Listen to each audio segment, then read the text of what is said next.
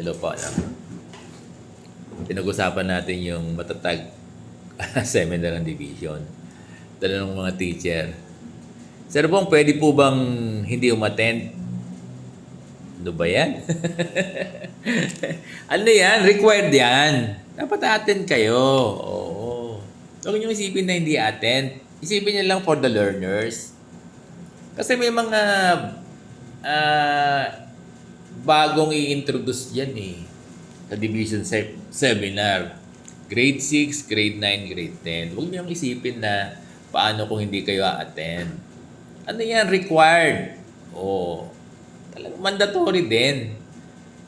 Kasi teacher kayo ng grade 6, 9, and 10 eh. Hindi yan para sa ibang grade level kasi tapos na sila. Diba? Diba? Eh paano sir Bong kung may sakit? Eh siyempre common sense. Kung may sakit, excuse, no? Excuse. Magsabi lang kayo. Pag hindi po umattend, absent ba? Hindi. Hindi ka absent na dahil bakasyon pa. Kaya ka nga binibigyan ng 4 na tawag dito yung ating leave service credit. Kasi nga bakasyon pa ng guro.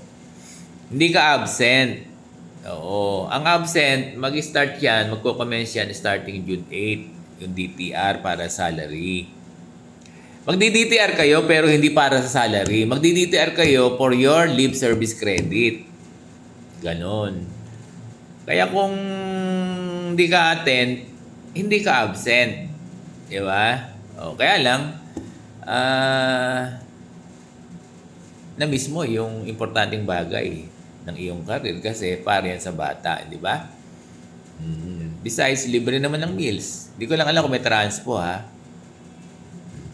So, yung mga nagtatanong, required ba? Yes. Mandatory ba? Yes. Kasi grade 6 teachers kayo, grade 9 teachers kayo, grade 10. Sa iba, hindi mandatory yan. Pero sa inyo, kasi, naintindihan nyo ba? Kasi kayo ang teachers ng ng 6, 9, and 10 eh. Kaya mandatory yan para sa bata. Di ba? Eh, Sir Bong, yan naman na rin yung tinuturo natin eh. Nung hindi. Paano mong nalaman?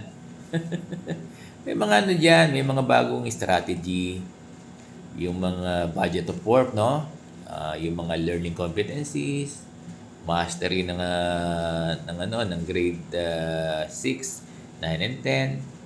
Maraming kinoconsider na dapat nyong malaman ng mga attendees natin para dito.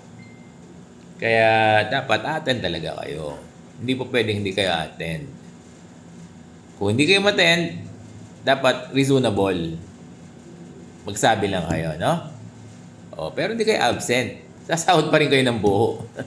Kasi part pa yan ng vacation nyo ng mga guro natin. Kaya nga meron kayong leave service credit kasi bakasyon nyo. Ganon. Di ba? Absent lang kayo dito sa leave service credit. Wala kayong makukuha, no? Eh, paano, Sir Bong? Isang araw absent ako. Eh, ano na yan? Madali nang yan. I-coordinate yun na lang sa mga EPS division kung ganyan. Alam ko yung mga ganyan, kinukonsider na rin kung mayroong emergency. Halimbawa, matan ka ng day 1, 2, hindi ka nakaten ng 3, di ba? Tapos matan ka ng 4. Eh, alam ko, mababait naman, very understanding. Kung may emergency ka ng day 3 o day 1 o day 2, ganyan. Sir Bo, may emergency po ako ng day 1. Attend ako ng 3, 4, 2, 3, 4. 4 na araw kasi. Ano na yan, mapapag-usapan naman yan, alam ko, sa mga EPS nyo. Yung mga EPS nyo. Pero ang pipirman dyan ng DTR, alam ko, principal, yung host principal, no? Madali naman. Kung may mga emergency na on the duration of the seminar, meron kang hindi na-attenan. Madali na pag-usapan yan. Diba? Basta umattend kayo. Ganun yun.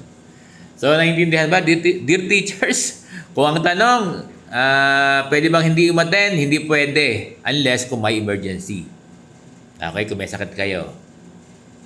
Required ba? Yes. Mandatory ba? Yes. Sana na yung naunawaan ng mga guro, ano? Siyempre, nakikipaglaban tayo sa welfare and concern ng ating mga guro. Pero dito naman, kayo naman ang makipaglaban para sa mga estudyante natin. Di ba? Oh. Di ba kasama ko kayo sa paglaban ng mga karapatan nyo sa pagtaas ng sahod, di ba? Sa SC, BSP, and everything. Pero dito naman sa laban ng mga bata, dapat kasama kayo. Andun kayo. Kasi para sa bata ito eh.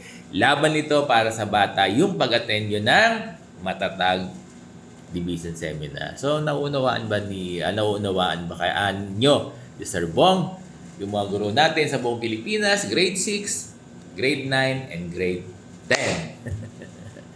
Sige, kasi host kami, host. Sir Bong, mainit. Hindi, pinili yung mga venue na may mga conference hall. Sa NCR, marami yan na may aircon. Kami rito, meron kaming Rosca Hall, pwedeng mag-accommodate ng 100 to 150. Pero less than 100 lang yata, kaya pasok na pasok kayo doon. Meron din kaming e-library dito na nag-accommodate ng 70. Talaga manginginig kayo pag sa e-library namin. Tapos meron din kaming conference. So, conducive. Mga air-conditioned na room. Alam ko ang pinili yung mga na venue, mga host, yung mga conference na magaganda. Dito sa NCR dito sa Caloocan ganun. Kaya yung huwag kayong mainit. Kinonsider yan ng division. Kaya yung mga piniling mga school na mag-host, may mga conference hall na air condition. Yan Hindi ko lang, sa province naman, kahit hindi air condition, malamig eh. Di ba, nagpunta kami ng Nueva Ecija, malamig naman. Malamig dun sa kanila.